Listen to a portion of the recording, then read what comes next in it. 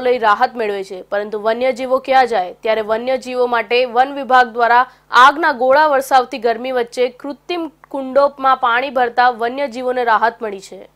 ઉફ, આ ગરમીએ તો લમણા બાળી નાખ્યા છે, તો બીજી બાજુ હવામાન વિભાગ દ્વારા આગામી દિવસોમાં વધુ ગરમી પડવાની આગાહી કરવામાં આવી છે। ત્યારે અમીરગઢ તાલુકો જંગલી તેમજ ડુંગરાળ વિસ્તાર છે, ત્યારે આ વિસ્તારમાં બાલારામ અંબાજી વિરમપુર વન્યજીવ અભયારણ્ય તેમજ જે રીંછ અભયારણ્ય આવેલું છે।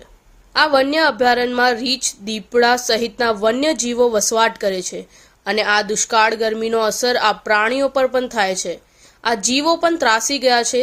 તે ઉપરાંત જંગલ વિસ્તારમાં હીટ વેવ વચ્ચે કુદરતી પાણીના પોઈન્ટ સુકાઈ રહ્યા હોવાથી વન્યજીવોને પાણી માટે આમથી તેમ ભટકવું ન પડે તે માટે સ્થાનિક વન વિભાગ દ્વારા ઉપરી અધિકારીઓની સૂચના મુજબ કૃત્રિમ પાણીના પોઈન્ટમાં ટેન્કર તેમજ પવનચક્કી દ્વારા પાણી ભરવામાં આવી રહ્યું છે।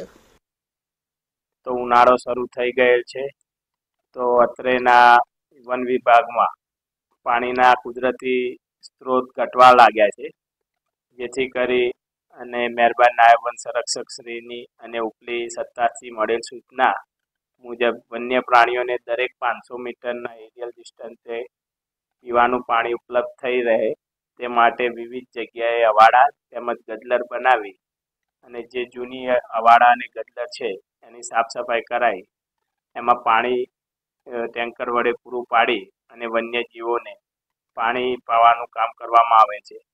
અત્રેના અભયારણ્ય વિસ્તારમાં દીપડા, રીંછ, ઝરખ, વણિયર, ગુટખોરિયું જેવા વન્ય પ્રાણીઓનો વસવાટ છે અને ઉત્તરોત્તર એમાં વધારો થતો ગયો છે। તેમજ અત્રેનો જે રેન્જ વિસ્તાર છે એ બાલારામ અંબાજી અભયારણ્ય અને જેસોર અભયારણ્યને જોડતો વિસ્તાર પણ છે। અત્રેની રેન્જમાં 3 કોરિડોર બાલારામ અંબાજી અભયારણ્ય અને જેસોર અભયારણ્યને સંલગ્ન કરે છે, જેથી વારંવાર વન્ય પ્રાણીઓની અવરજવર રહે છે। તેથી કુદરતી પોઈન્ટ પર પાણી પાવાની ખૂબ જરૂરિયાત હોય